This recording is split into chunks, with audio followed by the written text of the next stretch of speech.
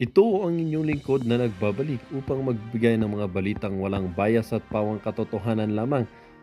Ito ang Bayang Pinas. Ang isyong ito ay naging usap-usapan sa buong bansa at iba't ibang social media platforms. Matapos ang sunod-sunod na kontrobersya at aligasyon ng katiwalian, umaksyon ng Office of the Ombudsman sa panawagang ipa-abolish ang Assistance to All Filipinos Program o AKAP na pinamumunuan ni House Speaker Tambaloslos Romualdez. Ang programa na unang inilunsad bilang tulong para sa mahihirap ay iniimbestigan ngayon dahil sa umunoy maling paggamit ng pondo. Sa isang desisyon, nagpakulo sa eksena ng politika, inaprubahan ng Korte Suprema ang petisyon ng Ombudsman na itigil ang operasyon ng AKAP. Ayon sa ulat, nakakita ang Ombudsman ng sapat na ebidensya na nagpapakita ng irregularidad sa distribusyon ng pondo at posibleng conflict of interest sa pamamahala dito. Ang pondo ng bayan ay para sa taong bayan, hindi para sa personal na interes ng ilan. Ani ng Ombudsman sa kanilang pahayag. Dagdag pa rito, inahayag ng Korte Suprema na ang kanilang desisyon ay isang hakbang upang tiyakin ng mapang mapangalanan ang mapangalagaan ang kaban ng bayan at maibalik ang tiwala ng publiko sa pamahalaan. Samantala, tumanggi pang magbigay ng pahayag si Tambaloslos Romualdez kaugnay sa isyu, ngunit iginit ng kanyang mga tagapagsalita na handa siyang makipagtulungan sa investigasyon. Gayunpaman, ang aksyon ng Ombudsman at ang basbas ng Korte Suprema ay malinaw na nagpapahiwatig ng masinsinang pagsisiyasat na maaaring magbunga ng mas malalim pang eskandalo. Ang akbang na ito ay ikinatuwa ng publiko lalo at ang grupong kontra-korupsyon. Ang, ang tanong ngayon, makakabangon pa kaya si Tambaloslos o ito na ang simula ng pagbagsak ng kanyang impluensya sa politika? Well, para nga sa kabuang detalye at impormasyon ay panoorin na lamang natin ang buong video. At salamat na rin sa ating mga solid viewers sa walang sawang pagsuporta. At kung bago ka pa lamang sa ating channel ay syempre huwag kakalimutan mag-subscribe, pindutin ang notification bell at piliin na rin ang all upang lagi kang maging updated sa mga balitang bago, totoo at walang bias dito sa channel ng Bayan, ang Bayang Pinas. Huwag din pong kakalimutang mag-iwan ng like at i-share ang ating mga videos. Muli po mga kaibigan, maraming salamat po.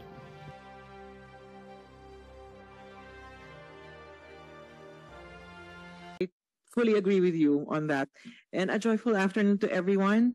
First of all, I would like to thank Senator Bongo and all the members of this committee for exploring possibilities in expanding the coverage of PhilHealth to deliver more services to the Filipino people. Katulad niyo po, Mr. Chair, ang pakiusap ko lang po sa PhilHealth, sa DOH, at sa lahat ng sangay ng gobyerno, huwag nating pahirapan ang ating mga kababayan. Iparamdam natin sa lahat ang tunay at makataong serbisyo na deserve nila. Lahat kasali, lahat pantay-pantay, lahat may karapatan. Huwag nating hayaang magtago sila sa takot na magpa-ospital dahil wala silang kakayahang magbayad sa kanilang mga medical bills at gamot, lalo na't hindi pa sapat ang tulong na kanilang natatanggap. Today, Mr. Chair, I would like to urge PhilHealth not only to expand its services, but also to strengthen its mental health-related benefits.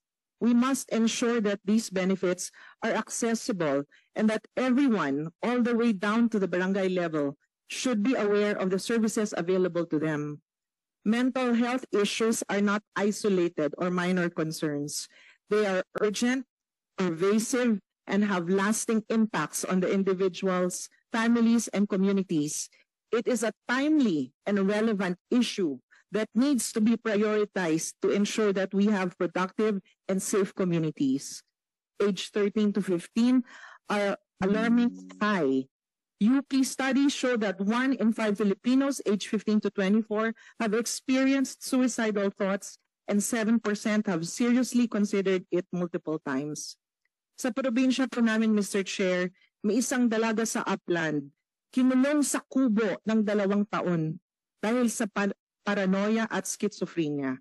Hindi alam ng mga magulang kung anong gagawin at sino ang lalapitan, kaya wala silang magawa.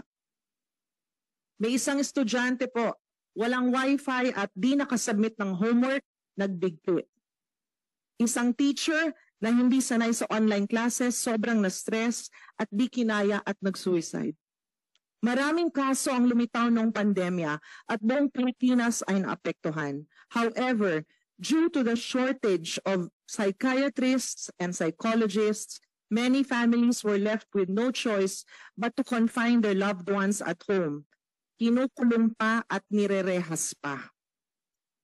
Bakit? Dahil walang psychiatrist o psychologist na available, walang pambili ng gamot, at hindi nila alam kung saan sila hihingi ng tulong at kung sakop ba ng PhilHealth ang kanilang kondisyon. Hanggang dito na lang ba ang serbisyo na kaya nating ibigay? O baka naman kaya pa nating i-push at sagarin? Currently, the Philippines has only around 1,600 psychologists and around 500 psychiatrists. A ratio of 1 psychiatrist per 220,000 Filipinos and 1 psychologist per 68,000 Filipinos.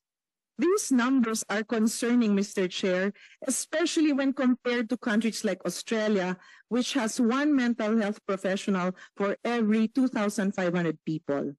The shortage of specialists stems from a lack of sustainable career paths and investment in human capital.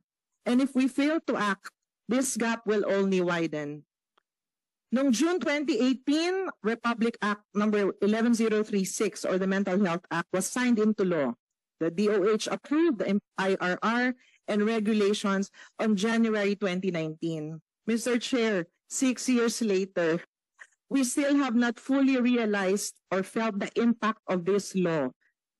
Di paramdam ng ating mga kababayan ang mga benepisyo ng batas na ito. If I may, Mr. Chair, let me share some models from other countries that we can adapt to our setting. Number 1, Australia. Their Better Access Initiative provides Medicare rebates for mental health services, including psychological therapies and counseling, even in outpatient settings.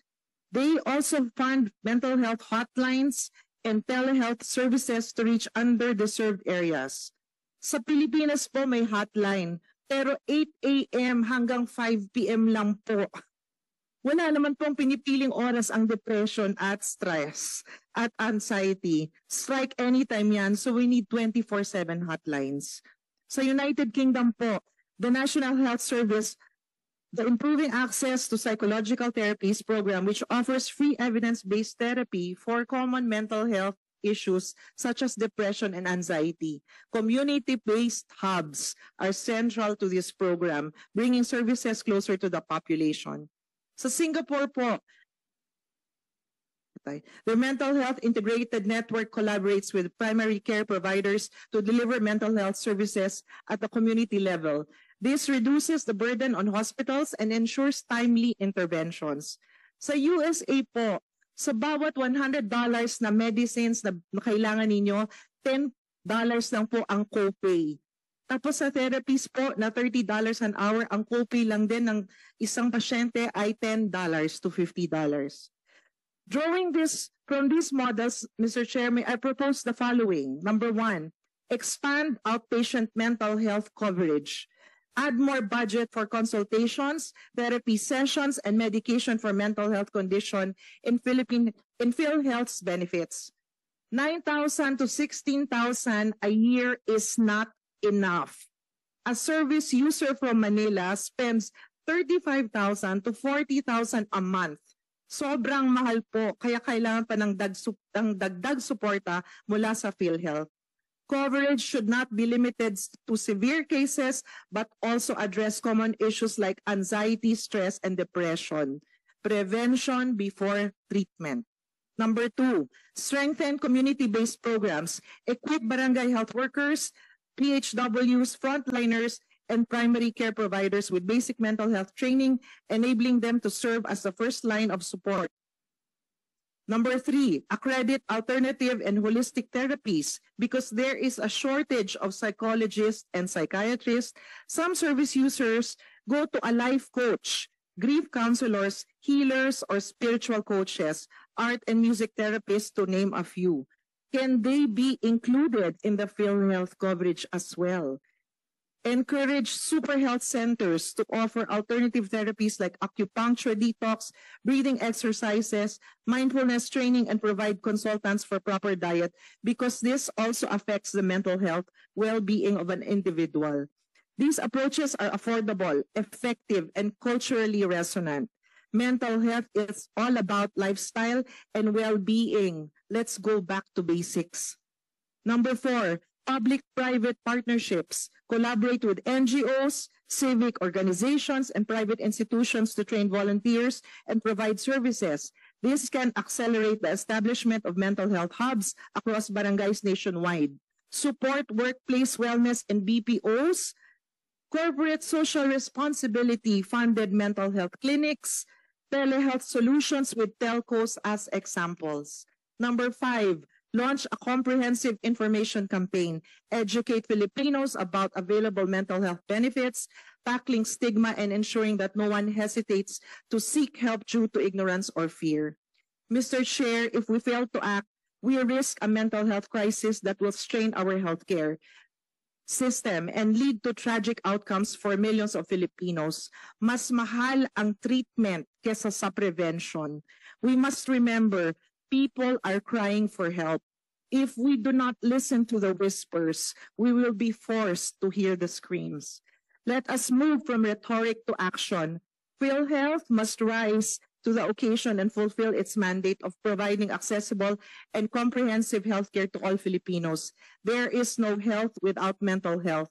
It's time we treat it with urgency and seriousness it deserves. To summarize, Mr. Chair, I would like to pose the following questions. Number 1, can PhilHealth provide an overview of the current mental health benefit package? Is there an opportunity to expand and increase coverage? And what would be the timeline? Number 2, can PhilHealth accredit therapy centers that offer alternative healing or therapies for mental health patients, such as acupuncture, traditional healing, and holistic treatments? If yes, what is the accreditation process for mental health facilities? And how can we streamline it? Number 3, does DOH currently have partnerships with NGOs for the rollout of mental health programs? If so, what is the extent of these collaborations? Mr. Chair, let us not wait for more lives to be lost or ruined. Together, let us build a system that truly serves the Filipino people, a system that ensures that no one is left behind. Maraming salamat po, Mr. Chair. Salamat, Board Member Geraldine Joy Ortega. Nagkausap rin po kami nito. Gusto siya. Universal Healthcare Law, napirmahan na yan February of 2019.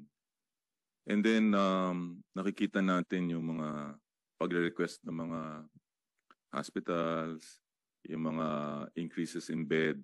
But there's a template already for the UHC law. So, in fairness naman to Yusek Bravo, kasi bago siya sa posisyon, I have never seen then the Secretary of Health attending this meeting only on July 30.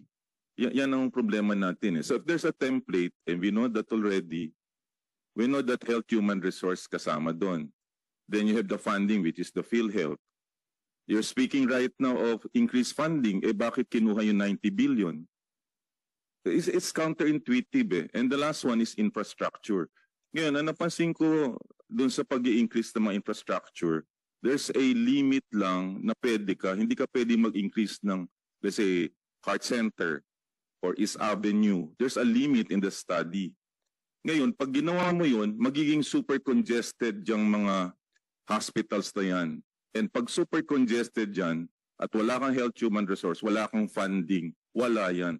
In an archipelago setting, dapat hindi bed ang ini-increase mo. Kasi ang layo ng biyahe. Ang ini-increase mo dapat hospital. So because lagi na lang ganyan tayo disaster tayo, area. And ang pupuntahan mo lang, NCR, 50% of the hospitals are actually in the National Capital Region. 50% of the health human resource nasa National Capital Region. Kaya pag may disaster tayo, anywhere else, wala tayong tulong. So dapat ang template for every region, increasean natin ng hospitals close to the residents and then bring up the health human resource, gamitan natin ng PhilHealth, kompleto natin template. Ang problema, we put the cart before the horse. Wala po siyang planning, walang scorecard. So we're right now on the 5th year of the UHC. Hindi balahibo niyan, hindi ko makita. The President promised at the time ng kanyang first SONA that they will actually establish specialty centers. Nasa na siya ngayon? Midterm election na siya. Because walang scorecard, walang checklist. So how would we know kung tayo nag-i-improve? So all of these things are lip service eh. That's why we are in shambles right now, Mr. Chair. And I think I want to challenge the status quo. These are actually stopgap measures, short-term. Wala tayong vision about our future.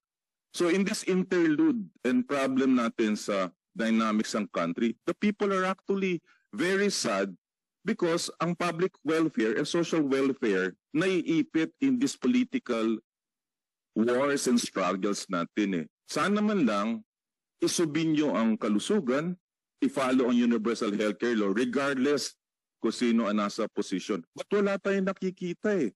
And the people are actually impatient. Kawawa naman. You have a person na mako-confine. Wala ka man lang, mangungutang ka, magtitiis ka, mag-GGL ka pa, tinanggal pa ng DSWD ang GL. Eh sana ngayon susuling ang mga tao?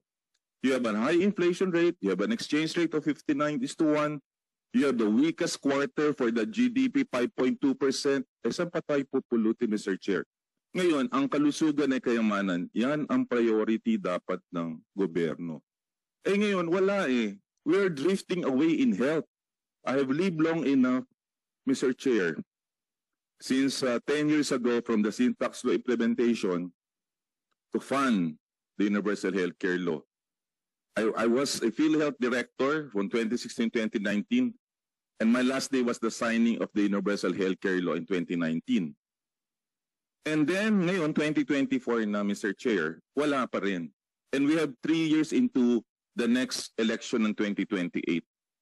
So nasa na tayo ngayon? Kaya in fairness naman to the officers here, okay naman. But we want accountability. We need the Secretary of Health here. Wala eh. July 30 lang siya umattend. We had so many meetings. We want answers, Mr. Chair. Hindi tayo pwedeng ganito lang na ng ganito.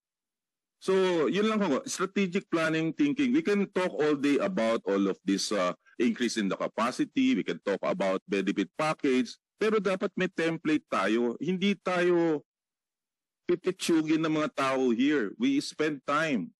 So we should be prepared then in trying to address this problem. But it starts with the leadership eh. Secretary of Herbosa, where are you? Nasaan ka dito? Kami mga private citizens kami. We want answers right now eh. We only see the Department of Health making selfies eh. Attending meetings abroad eh. Nasaan? I mean, sorry but real talk lang. Where is the Secretary of Health in a Senate hearing?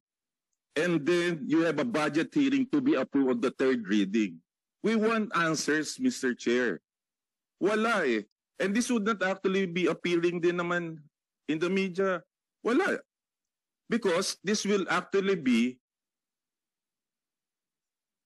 there's another day. Kasi ang issue is nasa political arena eh.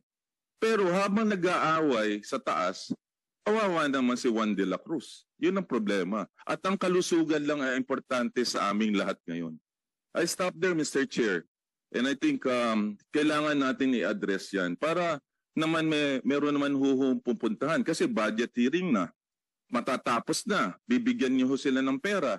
Tapos next year, ganito na naman ang problema natin.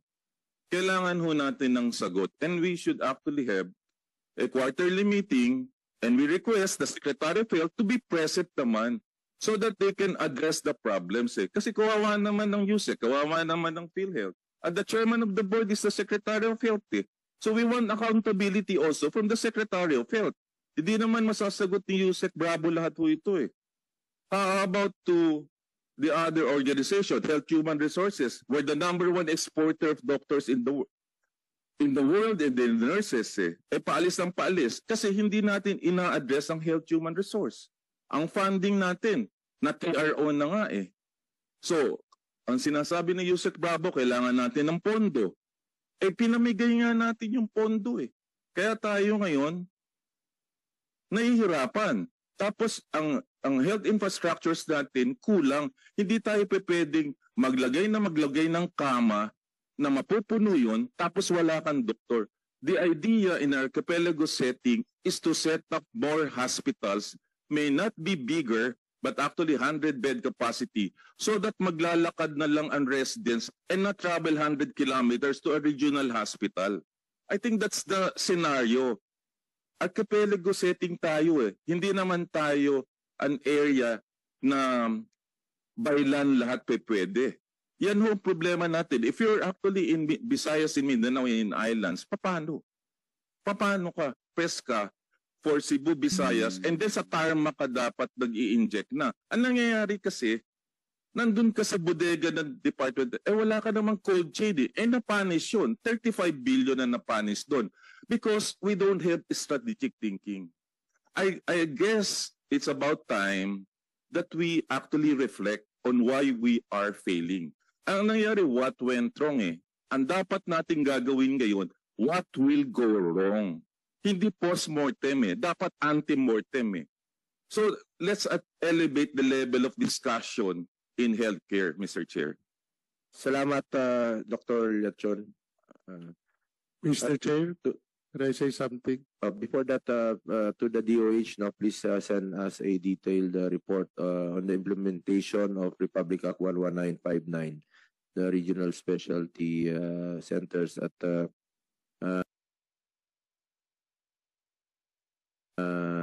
since meron po tayong oversight function dito sa implementation ng UHC. Sabi ko nga, magma-monthly hearing po tayo dito sa Senado at kung pwede, dalahin nyo na rin po rin yung inyong report dito to update the committee and to update the Filipino people. So sa mga implementation ninyo. Ako, I agree, sobrang layo pa natin sa full implementation ng universal healthcare. Dami pa pong nangangailangan ng mga kababayan nating mahirap. Kasama na po dyan itong issue ng PhilHealth dahil habang nandyan po yung pondo ninyo na natutulog, tapos yung mga kababayan natin ay naghihirap po, yung mga pasyente hindi makalabas sa hospital, hindi nila alam paano mag-avail ng services ng PhilHealth, ay nasasaktan po ako. Sobrang nasasaktan po ako. Bumaba po kayo sa tao, pumunta kayo sa hospital, ako, kitang-kita ko talaga, mahirap magkasakit, mahirap maging mahirap. Huwag natin pahirapan ang mga kababayan nating mahirap. Tulungan po natin sila. Andiyan dyan po ang pondo ng PhilHealth. Andiyan dyan naman po ang DOH. Ang dapat lang po dito is full implementation ng Universal Healthcare Law na ipinasa po natin. Tingnan niyo po sa ibang bansa, ang layo po natin sa ngayon. Pero ayoko pong ikumpara ito. Kaya naman natin to. Magtulungan lang po tayo. Please lang po, sa lahat ng health officials, sa lahat ng health advocate, sa PhilHealth, DOH, sa lahat po, including the ating nasa private sector, mga health advocate natin, magtulungan po tayo.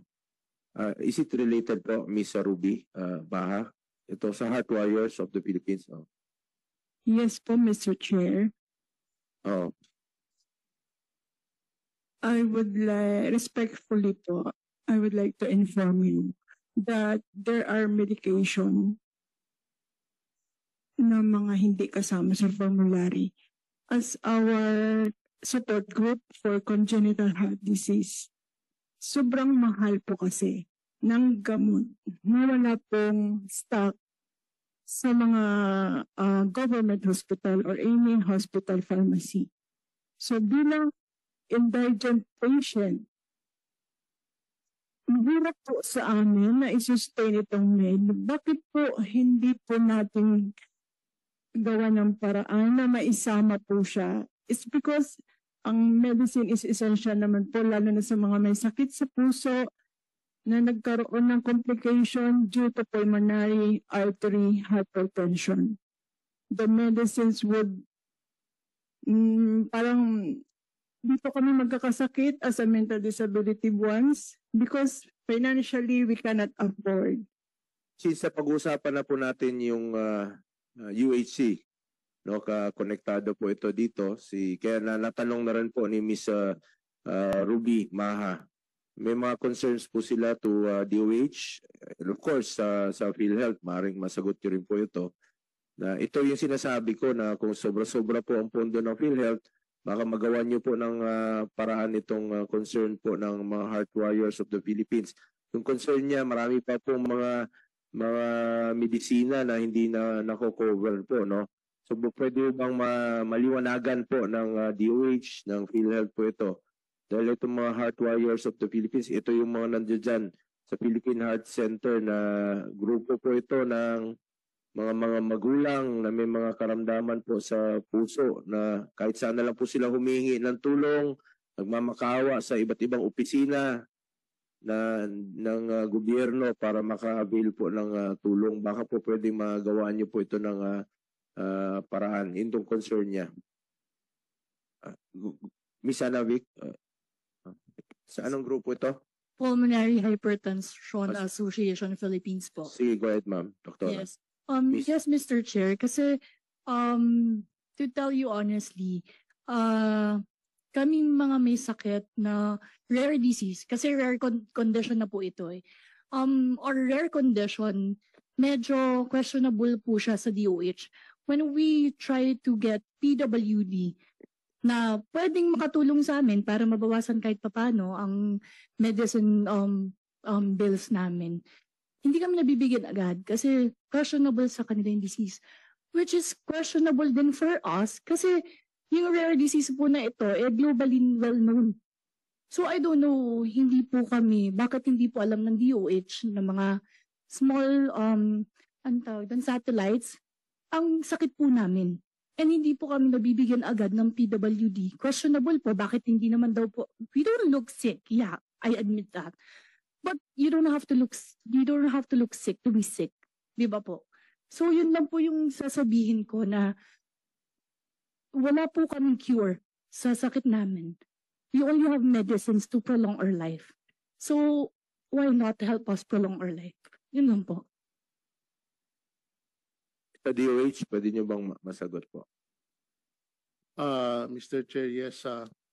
With regards to the inclusion of drugs and medicines in the pulmonary, there is an ongoing high-level discussion with the Secretary and DOH because the inclusion of drugs is under HTAC, which is not under DOH, it's under DOST. But even with that, the Secretary has ongoing discussion with HTAC on the inclusion of the pulmonary drugs. It's not under DOH, it's under DOST. We have a relating initiative. But before I would like to go back to my initial comment related sa creation of hospitals. We have around 81 provinces all over the country. The policy of DOH is to establish a DOH hospital in every province. As of now, we have 38 provinces that has no DOH hospital. And the DOH cannot simply establish a hospital without the passage of Republic Act. And it will take at least 3 to 4 years for Congress to pass a establishment of a hospital. So that's our problem. It will start